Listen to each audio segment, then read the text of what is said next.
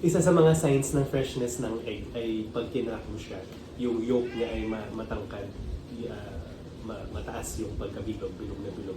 Pag fresh, bilog siya. Pagka hindi fresh or matagal na, 1 or more than a week or 2 weeks na, yung yolk niya ay nag-spread out, mas malabsa, mas watery. And itong itlog na ito, nakikita mo na mabilog siya kasi nga fresh na fresh. Ito yung dahilan kung bakit kami nag-aalaga ng backyard chickens for these fresh eggs every day.